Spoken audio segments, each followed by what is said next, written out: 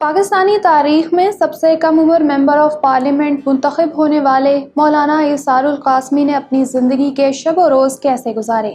مسجد اور منبر و محراب میں بیٹھا ایک غریب مولوی جاگیرداروں کو شکست فاش دیتے ہوئے پارلیمنٹ تک کیسے پہنچا؟ مذہبی رواداری کے حوالے سے حساس ترین ضلع جھنگ سے MNA بننے والے مولانا قاسمی کی آخر کس سے دشمنی تھی کہ پولنگ سٹیشن کے سامنے انہیں گولیوں سے بھون ڈالا گیا، اور جب پوسٹ مارٹم کے لیے ڈیڈ باڈی لائی گئی تو سٹنگ MNA کی جیب سے صرف 1 روپیہ نکلا۔ تو دوستو، آج کی ویڈیو میں ہم مذہبی جماعت سپاہ صحابہ سے تعلق رکھنے والی سیاسی شخصیت مولانا ایثار القاسمی کے ابتدائی ایام سے لے کر ان کی مکمل پیشہ ورانہ زندگی کے بارے میں جاننے والے ہیں۔ پاکستانی تاریخ کی مشہور سیاسی شخصیات کی بایوگرافی سیریز کی قسط نمبر 32 میں خوش آمدید کہتے ہوئے میں ہوں اتروبہ رضا۔ اس سے پہلے کہ ویڈیو سٹارٹ کریں، سب دیکھنے والوں سے ریکویسٹ ہے کہ ہماری اس ویڈیو کو لائک کر دیں۔ اگر پہلی بار ہمارے چینل پر آئے ہیں تو اسے سبسکرائب کریں اور بیل آئیکن والی گھنٹی دباتے ہوئے آل پر کلک کر دیں، اور آپ مجھے انسٹاگرام پر بھی فالو کر سکتے ہیں جس کا لنک ڈسکرپشن میں دیا گیا ہے۔ آج سے 56 برس قبل فیصل آباد ضلع کی سمندری تحصیل کے ایک مضافاتی گاؤں میں 3 اکتوبر 1964 کے روز رانا عبد المجید کے گھر میں بیٹا پیدا ہوا۔ ماں باپ نے بچے کا نام ایثار رکھا۔ کسے معلوم تھا کہ ایک مڈل کلاس فیملی کا یہ لڑکا ایک روز قومی اسمبلی کے ایوان تک جا پہنچے گا۔ رانا عبد المجید نے اپنے بیٹے کو گاؤں کے ایک تعلیمی ادارے میں داخلہ دلوایا۔ ابھی وہ 8 سال کے ہوئے تھے کہ ان کی فیملی لاہور شفٹ ہو گئی۔ یہاں انہیں ایک انگلش میڈیم اسکول میں پڑھنے بھیجا گیا۔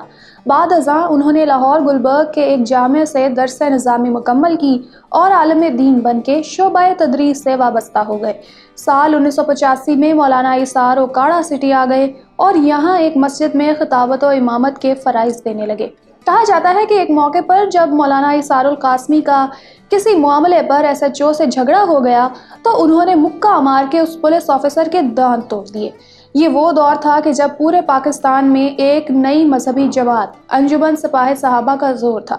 جنگ سے تعلق رکھنے والے اس جماعت کے بانی مولانا حق نواز پورے ملک کے طوفانی دورے کر کے لاکھوں نوجوانوں کو اپنا کارکن بنا چکے تھے۔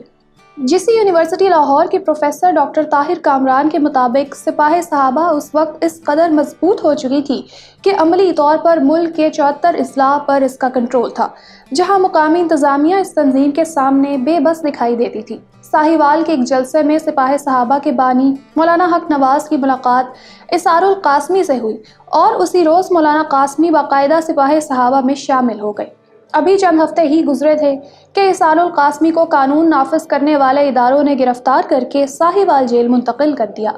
جلد ہی انہیں رہائی ملی تو جماعت نے انہیں ضلع جھنگ کے نواحی علاقے گڑھ مہاراجہ کی ایک مسجد میں خطابت کی ذمہ داریاں سونپ دی۔ اس دوران وہ کئی بار گرفتار ہوتے رہے۔ مولانا حق نواز کے بعد انہیں انجمن سپاہ صحابہ کا مرکزی صدر بنا گیا۔ یہ وہ دور تھا کہ جب 1990 کے عام انتخابات کا اعلان ہو چکا تھا۔ ایسے میں اسلامی جمہوری اتحاد نے جھنگ کے شہری حلقے سے مولانا ایثار القاسمی کو ٹکٹ دیا۔ یہاں میں آپ کو بتاتی چلوں کہ جھنگ کے دوسرے حلقے سے IJI کی امیدوار بیگم عابدہ حسین تھیں، جن کے سپاہ صحابہ سے شدید نوعیت کے مذہبی اور نظریاتی اختلافات تھے۔ خود میاں محمد نواز شریف بھی جھنگ آئے تو اپنے امیدواروں کی کیمپین کرتے رہے۔ یہاں میں ایک دلچسپ بات آپ کو بتاتی چلوں کہ اگرچہ مولانا قاسمی قومی اسمبلی کے حلقے NA 68 سے اسلامی جمہوری اتحاد کے امیدوار تھے، لیکن اس کے ساتھ ساتھ وہ آزاد حیثیت میں صوبائی اسمبلی کا الیکشن بھی لڑ رہے تھے، جہاں ان کا مقابلہ اسلامی جمہوری اتحاد ہی کے کینڈیڈیٹ سے تھا۔ مولانا قاسمی نے بھرپور انداز میں انتخابی مہم چلائی۔ کارنر میٹنگ اور انتخابی جلسے، جلوسوں اور ریلیوں میں یہ نعرہ لگایا جاتا تھا: اسمبلی میں لازمی قاسمی قاسمی۔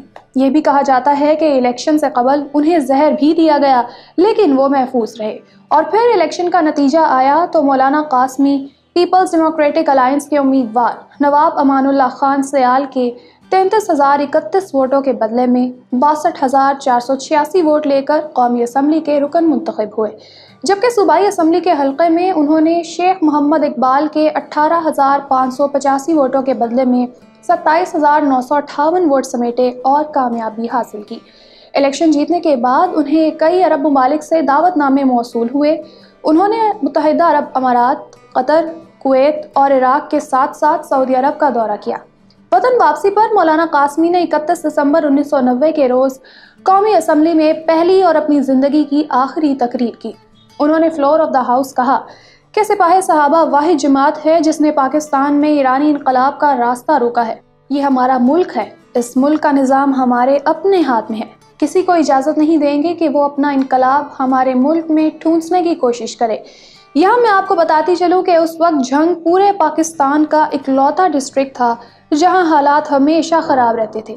شیعہ سنی تنازع زوروں پر تھا۔ کئی مرتبہ امن و امان کے قیام کے لیے فوج اس ضلع میں بلائی گئی اور کرفیو بھی لگائے جاتے رہے۔ ایسی رپورٹس بھی آتی رہی ہیں کہ یہاں بختر بند گاڑیوں کو اڑا دیا جاتا تھا۔ ایسے کشیدہ حالات میں مولانا ایثار القاسمی اپنے ہاتھ میں لالٹین اور کندھے پر کلاشن کوف لٹکا کر ساری رات جھنگ کی گلیوں میں گشت کیا کرتے۔ مولانا ایثار القاسمی کے کارکن کے 11 سالہ بیٹے کو دشمنوں نے قتل کر دیا تو اس بچے کا جنازہ پڑھانے کے بعد انہوں نے ایک یادگار تقریر کی۔ ایثار القاسمی کا کہنا تھا، میں جھنگ میں جنازے اٹھا کر تھک گیا ہوں۔ جھنگ کے لوگوں، اب میری زندگی میں تمہیں کسی سنی نوجوان کا جنازہ نہیں اٹھانا پڑے گا۔ میں غریب کارکن کے قتل سے پہلے خود شہید ہو جانا بہتر سمجھتا ہوں۔ اور پھر 10 جنوری 1991 کو مولانا قاسمی کی خالی کی ہوئی صوبائی اسمبلی کی نشست پر ضمنی انتخابات کے موقع پر جب وہ پولنگ اسٹیشنوں کے دورے پر تھے کہ ایک پولنگ اسٹیشن کے سامنے چند لوگوں نے گولیوں سے ان کا سینہ چھلنی کر ڈالا اور یوں پاکستان کے کم عمر پارلیمنٹیرین مولانا ایثار القاسمی کا سفر دنیا اختتام پذیر ہوا۔ اگلے روز پیر ذوالفقار احمد نقشبندی نے ان کا نماز جنازہ پڑھایا جس میں کثیر تعداد میں لوگوں نے شرکت کی اور پھر انہیں جھنگ کے جامعہ محمودیہ میں سپرد خاک کر دیا گیا۔ مولانا ایثار القاسمی کی نجی زندگی کی بات کریں تو سال 1988 میں انہوں نے ضلع اوکاڑا کی ایک راجپوت فیملی میں شادی کی۔ ان کی کوئی اولاد نہیں تھی۔ ابھی چند سال پہلے تک مولانا ایثار القاسمی کی بیوہ جھنگ میں ایک چھوٹے سے گھر میں رہائش پذیر تھیں۔ اب ان کا بھی انتقال ہو چکا ہے۔ آپ کو کیا لگتا ہے کہ پی ڈی ایم کامیاب ہو سکے گی اور اس میں سے کیا نکلے گا؟ نہیں، میں نہیں سمجھتی کہ اس میں سے کچھ نکلے گا۔ اگر آپ کو یہ آپشن دی جائے کہ آپ کسی ایک سیاستدان کو عمر بھر کے لیے نااہل کر سکتی ہیں تو آپ کسے ڈسکوالیفائی کریں گی؟ فیصل صالح حیات، مولانا احمد لدھیانوی یا رضا حیات حراج؟ فیصل صالح حیات۔ آپ نے اس میں ایسا کیا لکھا کہ محترمہ بینظیر بھٹو کے بارے میں کہ ان کی بیٹی بختاور بھٹو نے آپ کو ڈیفیمیشن نوٹسز بھجوائے؟ مریم نواز، خوبصورت۔ مولانا حق نواز جنگی، خوفناک۔ مولانا حق نواز کو ہرانا جو تھا وہ میرے لیے زیادہ مقصود تھا۔ البتہ مریم نواز کا میں سمجھتی ہوں مستقبل خاصا روشن ہے، وہ بڑی خوش شکل ہے۔ فیصل صالح حیات، خوفناک۔ نواب زادہ نصر اللہ خان، دلچسپ۔ میں امید کرتی ہوں کہ آج کی ویڈیو آپ کو پسند آئی ہوگی۔ اگر آپ جھنگ سے تعلق رکھنے والی پاکستان کی سینئر ترین سیاستدان سیدہ عابدہ حسین کا انٹرویو دیکھنا چاہتے ہیں تو یہاں اوپر کلک کریں۔ حکیم محمد سعید کی بایوگرافی کے لیے یہاں نیچے، جنرل آصف نواز جنجوعہ کو جاننے کے لیے ادھر کلک کریں۔ الیکشن باکس سبسکرائب کر لیں اور ہماری ویڈیوز دیکھتے رہیں۔ اللہ حافظ و ناصر۔